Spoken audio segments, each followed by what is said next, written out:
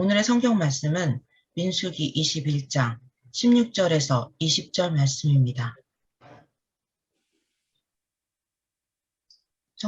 성경 봉독하시겠습니다. 거기서 부엘에 이르니 부엘은 여호와께서 모세에게 명령하시기를 백성을 모으라 내가 그들에게 물을 주리라 하시던 우물이라. 그때 이스라엘이 노래하여 이르되 우물물아 솟아나라 너희는 그것을 노래하라. 이 우물은 지휘관들이 팠고 백성의 귀인들이 규와 지팡이로 판 것이로다 하였더라. 그들은 광야에서 맞다나에 이르렀고 맞다나에서 나할리엘에 이르렀고 나할리엘에서 바못에 이르렀고 바못에서 모압들에 있는 골짜기에 이르러 광야가 내려다 보이는 비스가산 꼭대기에 이르렀더라. 전 나사렛 대학교 교수님이신 한철희 교수님께서 새벽에 부를 노래란 제목으로 말씀 전해주시겠습니다. 이번 KR이 벌써 35회가 되었습니다. 우리가 잘 알다시피 KR이란 말은 코리아 리바이벌, 한국 부흥이란 뜻이죠. 19년 전 우리 교수들의 마음과 소망을 잘 담은 그런 이름입니다. 2003년 가을에 15개 대학의 교수님들이 모여서 기도를 시작했습니다. 그 당시 정식 명칭은 한국신학교 영적 갱신을 위한 신학교수 기도 모임. 좀 길죠. 그 당시 우리는 이렇게 생각했습니다. 만약에 한국 교회에 문제가 있다면 그것은 목회자들의 문제이다. 목회자들의 문제가 있다면 그것은 신학교의 문제이고 신학교의 문제가 있다면 그것은 교수들의 문제이다. 그래서 우리는 한 달에 한 번씩 모여서 회개를 하고 또 이 신학교를 위해서 기도했습니다. 매월 둘째 주 토요일 날 8시에 사랑의 교회 2층 회의실에서 모였습니다. 그 당시 옥하는 목사님, 오정현 목사님이 굉장히 큰 배려를 해주신 것이죠. 그 교회에서 제일 큰 회의실에 그 바쁜 토요일 오전을 우리 교수들이 사용하게 해주셨습니다. 그래서 매년 여름과 겨울에는 신학생 컨퍼런스로 모였고 아마 첫 해는 500명이 모였던 걸로 기억이 됩니다. 또 많은 목사님들이 우리를 도와주셨습니다. 옥하는 목사님, 유기성 목사님, 한옥 목사님, 김병상 목사님, 오대식 목사님, 또 연변과학기술대학의 김진경 총장님, 그 외에 많은 분들이 물심 양면으로 도와주시고 또 집회 강사로 도와주셨습니다. 더욱이 2007년은 KR의 해였습니다. 그 해는 평양 대부흥운동 100주년 되는 해였는데 우리 KR 교회사 교수님들은 전국을 돌면서 순회 강연을 하시고 세미나를 인도하시고 라디오 방송을 했던 것으로 기억합니다. 하나님께서 우리를 사용해 주신 것 감사하게 생각합니다. 저는 오늘 민수기 21장 말씀을 통해서 우리에게 주신 은혜를 생각해 보려고 합니다. 하나님께서 축복의 장을 여시는 방법, 또 때를 알지 못하는 인간들의 무지함, 그럼에도 불구하고 끝까지 사랑하시는 하나님, 그리고 마침내 승리로 이끄시는 하나님에 대해서 살펴보려고 합니다. 민수기는 히브리어로 바미드바르라고 합니다. 광야에서, in the desert. 그래서 민수기에는 광야 이스라엘 경험을 상세히 다루고 있습니다. 총 36장인데 1장부터 21장까지는 40년 동안 광야 생활 전체를 다루고 있습니다. 22장부터 36장까지는 가나안으로 들어가기 불과 몇 달 전의 사건을 다루고 있습니다. 그러니까 오늘 우리가 보려고 하는 21장은 굉장히 중요한 전환점을 이루고 있습니다. 광야 40년을 마감하는 장이죠. 그동안은 방황하는 유랑민이었는데 이제는 아주 용감한 군사 조직으로 바뀝니다. 그동안 반역과 배신의 그런 우울한 역사가 정복과 승리의 박진감 넘치는 역사로 바뀌게 됩니다. 진전의 속도도 빠르죠. 하나님께서 직접 개입하시죠. 전쟁의 승기를 잡고 백성들은 승전가를 부르면서 행군을 합니다. 자, 우리는 먼저 축복의 시즌에는 고난과 함께 열린다. 새 출발의 전환점은 난관과 함께 시작된다는 걸 생각해 보겠습니다. 여러분 성경을 펴서 보시면 좋겠습니다. 21장. 근데 난관은 20장 14절에 시작됩니다. 이스라엘이 가데스에 도착했습니다. 이제 다 된 것이죠. 이제 고센 지방을 출발한 지 40년이 되는데 이제 가나안 입구까지 왔습니다. 이제 세일 산지에 있는 에돔만 통과하면 출애굽은 마무리된 것입니다. 그래서 모세는 멀찍이서 에돔 왕에게 외교 사절을 보냈습니다. 굉장히 정중하고 아주 정교한 청원이었죠. 임금님, 우리는 임금님의 형제입니다. 저희가 천신만고 끝에 에돔까지 왔습니다. 저희들을 지나가게 해주십시오. 절대로 민가에 들어가지 않겠습니다. 논밭에도 포도원에도 들어가지 않겠습니다. 샘물도 마시지 않겠습니다. 왕의 도로 큰 길로만 가겠습니다. 앞만 보고 가겠습니다. 만약에 우리 가축이 물을 먹으면 즉시 그 값을 치르겠습니다. 이 몇천 년 전의 일인데도 굉장히 정중한 외교적인 예의를 갖췄습니다.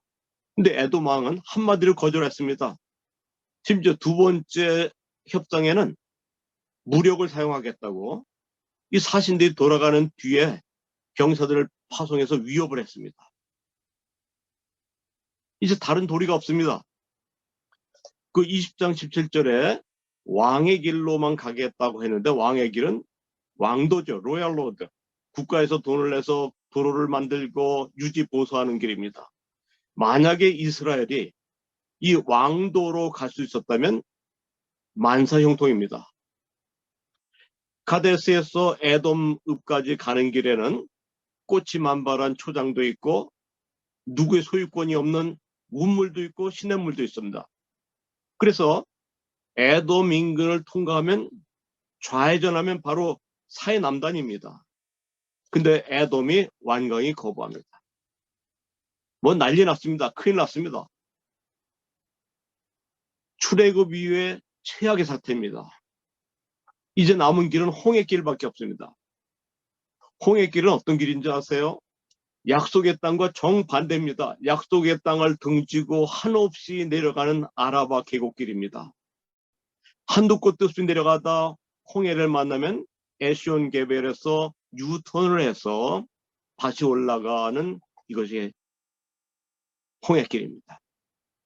이스라엘은 망한 것입니다. 아라바 길은 죽음의 길입니다. 돌밭투성이고 바람도 안 통하고 건조하고 황량하고 식량을 구할 수 없습니다. 여러분 호르브 산에서 홍해길로 내려가는 이스라엘 발걸음이 얼마나 무겁겠습니까? 오늘 본문 21장 4절에 보면 길로 말미암아 백성의 마음이 상하였다. 표준 세번역 보면은 길을 걷는 동안에 백성들의 마음이 몹시 조급하였다. 히브리 성경에 보면 네페시라는 단어를 사용합니다. 여러분 많이 들어봤죠? 네페시. 영혼, 생명, 숨결, 열정, 갈망입니다. 그런데 이 네페시가 짧아졌다. 까타르, to be short. 백성들의 영혼이 짧아졌다. 숨결이, 갈망이 짧아졌다. 여러분 사람들은 고난을 만나면 이 네페시가 짧아집니다. 백성들은 알지 못했죠. 이것이 광야 방황의 마지막 길이라는 것, 이제는 승기를 타게 된다는 거 모릅니다. 먼 길을 돌아간다니까 영혼이 짧아졌습니다. 여러분 우리도 종종 네페시가 짧아집니다. 코로나가 닥치면 한국 교인들의 네페시가 짧아집니다. 대학원의 입시율이 떨어지면 교수와 학생들의 네페시가 짧아집니다. 얼마 전 금년 4월 고난주간이었습니다. 아주 코로나의 위협이 극에 달했고 전혀 앞날을 예측할 수 없는 그런 시기였습니다.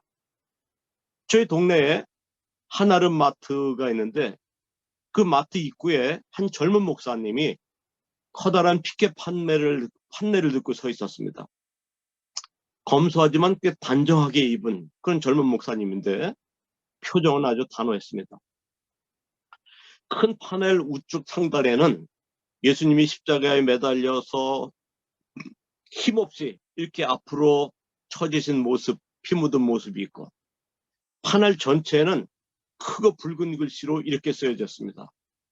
살으라, 피투성이로 살으라.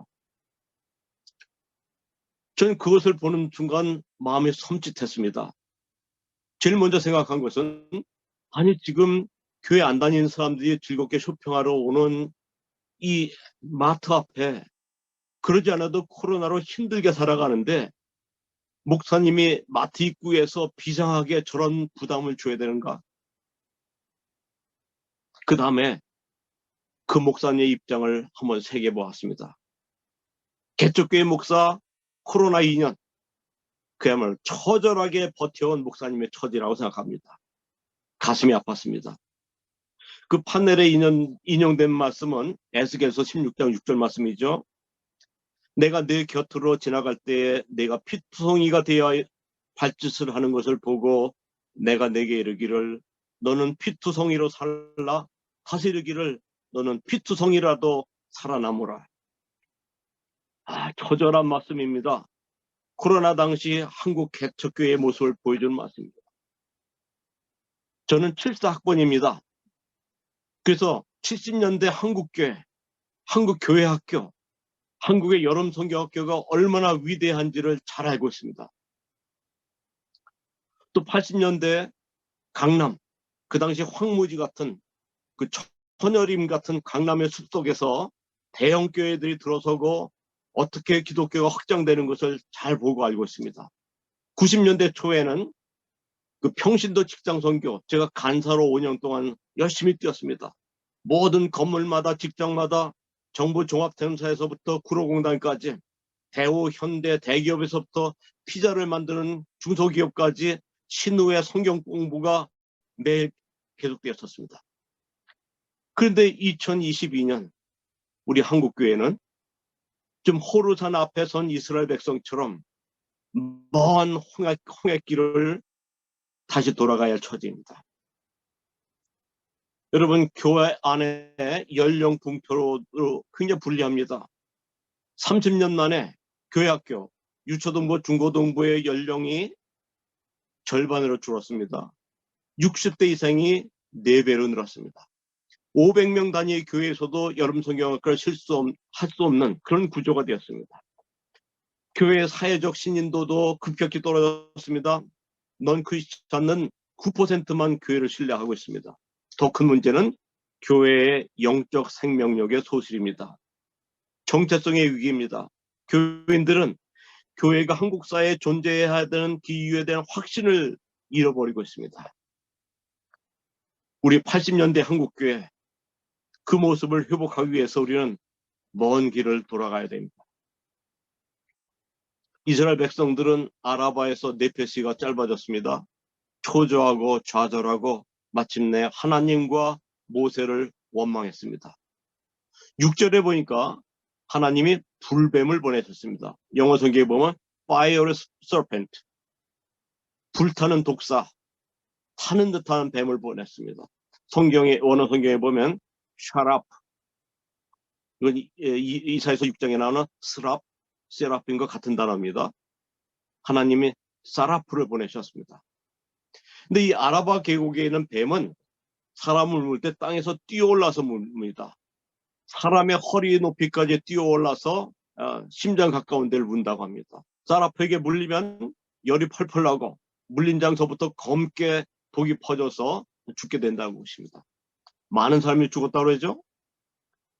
7절에 보니 백성들이 모세 앞에 나왔습니다. 주님과 어른을 원망함으로 저희가 죄를 지었습니다. 우리를 위해 기도해 주시기 바랍니다. 독일의 주경신학자 랑게는 이 7절을 이렇게 번역했습니다. 이렇게 주석했습니다. 현재 이 광야의 이 세대는 지난 세대보다 믿음이 훨씬 성숙하였다. 불뱀의 때가 나타나고 백성들 가운데 혼란이 일자 즉각 자신들의 불순종과 죄악을 깨닫고 신앙 양심의 가책을 입어 회개하였다. 저는 이 랑계의 견해 전적으로 찬성합니다. 저는 저들의 신앙이 없다고 탓하고 싶은 마음이 조금도 없습니다. 여러분, 사람의 진실이라는 것이 얼마나 유약하고 얼마나 허망한 것을 우리가 잘 알고 있습니다. 진실을 위해 몸부림쳐 본 사람일수록 진실이 얼마나 어려운지를 잘 알고 있습니다. 아마 모세 앞에 간구하러 나온 사람들은 그들의 영혼 깊숙이 흐느끼고 있었을 것입니다.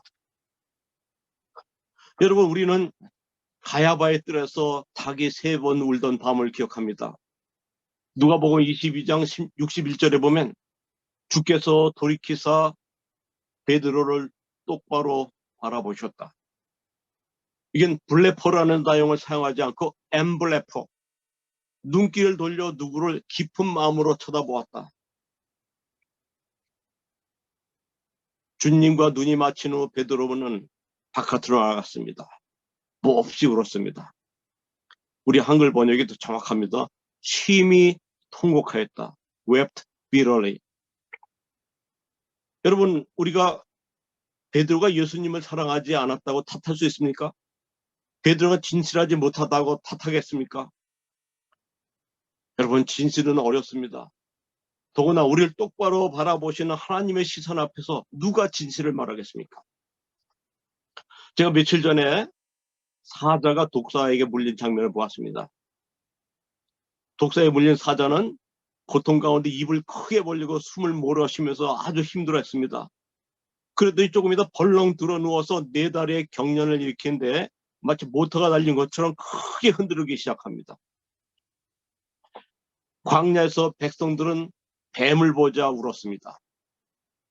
무서워서 울은 것이 아닙니다. 진실이 아파서 울었습니다. 독사에게 물려 고통당하는 이웃을 보고 흐느꼈습니다.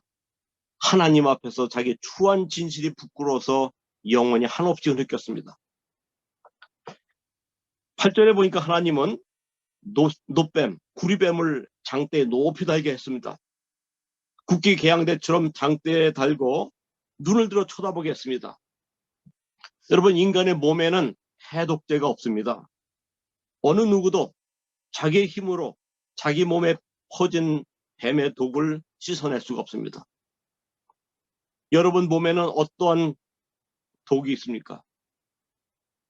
우리가 분명히 알아야 될 것은 우리 몸 안에는 해독제가 없습니다. 자기 몸에 퍼진 독, 미움의 독, 육정의 독, 야망의 독, 좌절과 우울의 독, 우리 힘으로 씻을 수 없다는 것을 분명히 알아야 됩니다.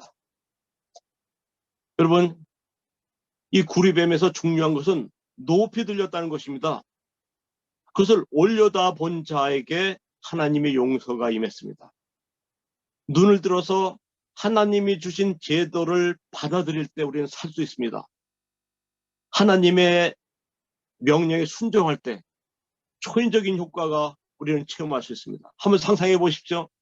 이글거리는 사막의 태양 아래서 붉게 불타는 구리뱀, 번들번들 빛나는 노뱀, 그것은 이스라엘에겐 처절한 경험입니다.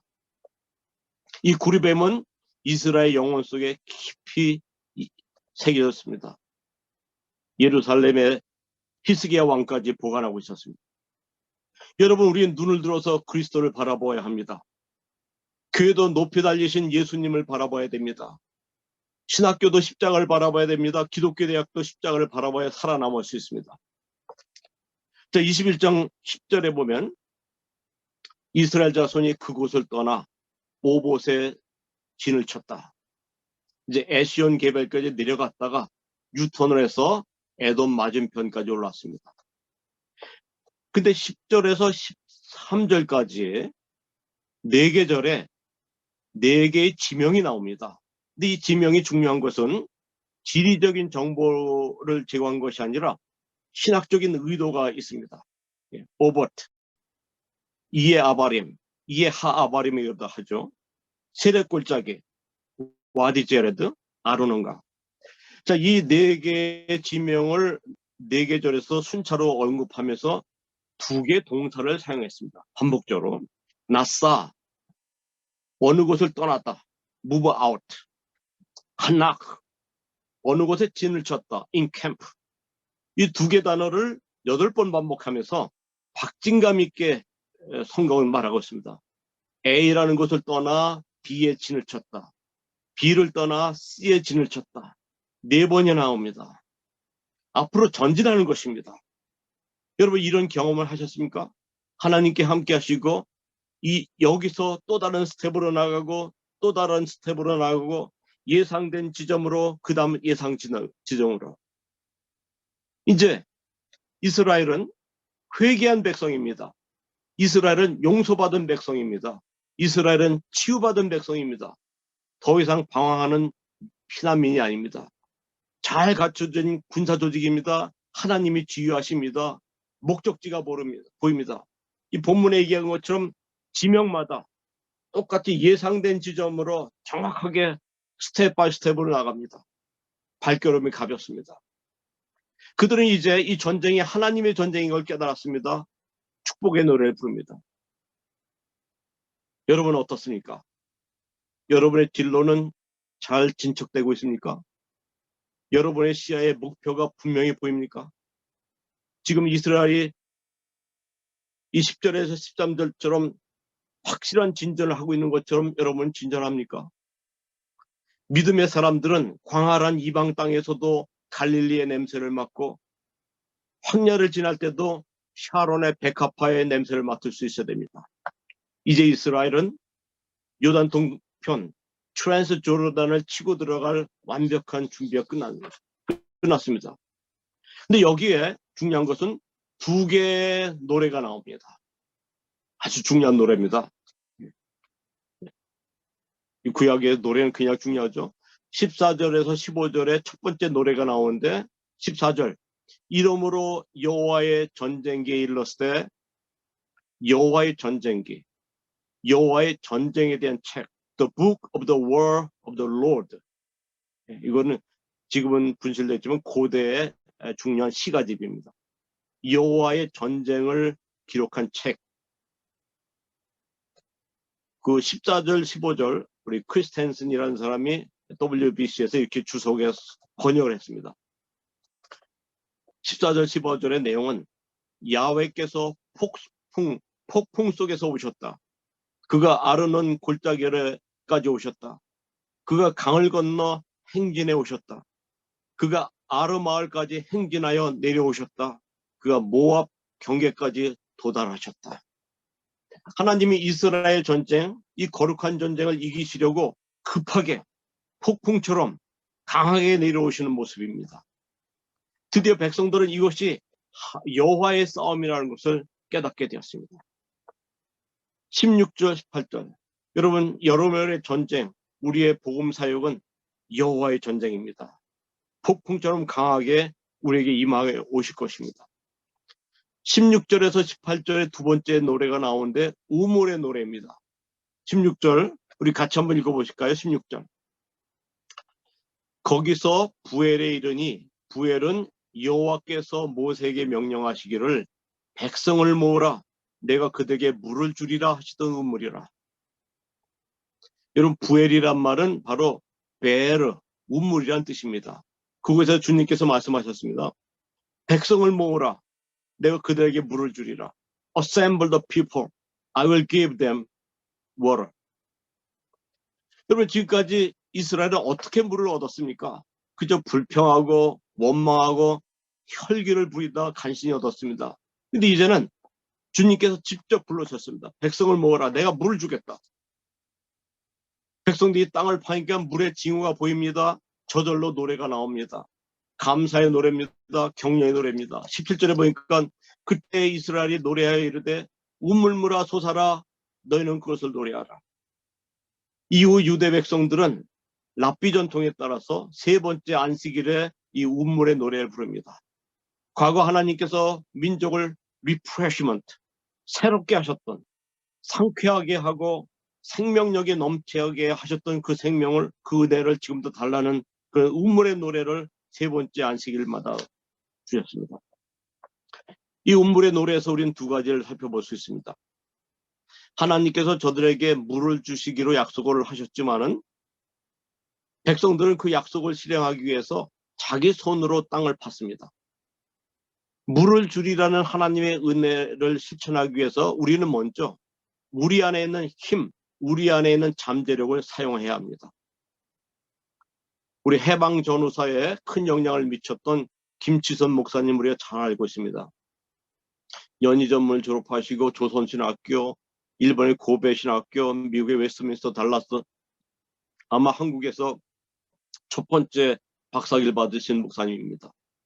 남대문 교회 담임으로 모욕해 때 피난 온 사람들, 많은 사람들에게 중요한 역할을 하셨습니다.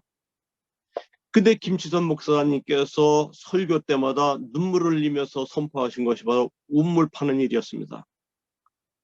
한국에는 28,000개의 마을이 있습니다. 각 마을마다 운물을 하나씩 팝시다.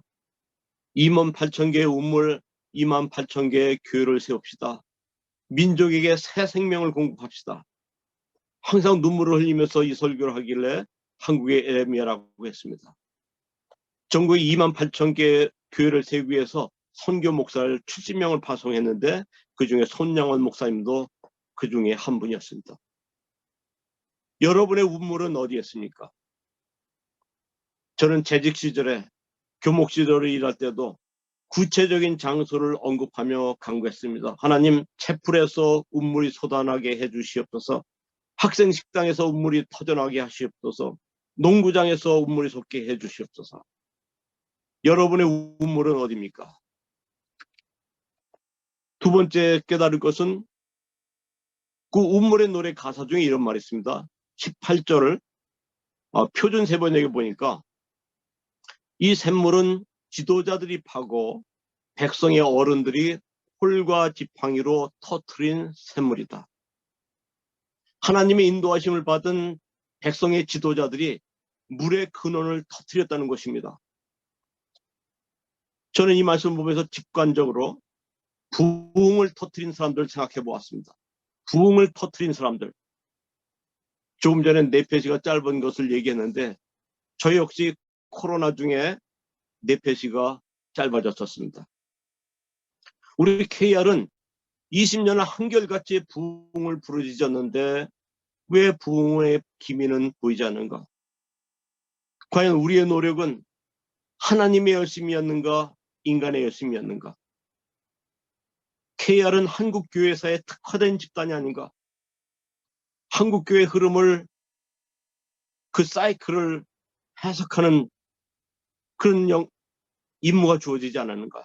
그런데 지금 한국교회의 영적인 계절은 어느 시점에 와 있는가? 봄인가 여름인가 가을인가 겨울인가? 위치를 알아야 준비를 할 수 있지 않은가? 찰스 피니의 부흥 방식이 옳았던가? 아니면 조나단 에드워드의 부흥이 옳았던가? 과연 현 상태를 돌파할 브레이크스루, 그런 영적인 혁신은 어디에 있는가?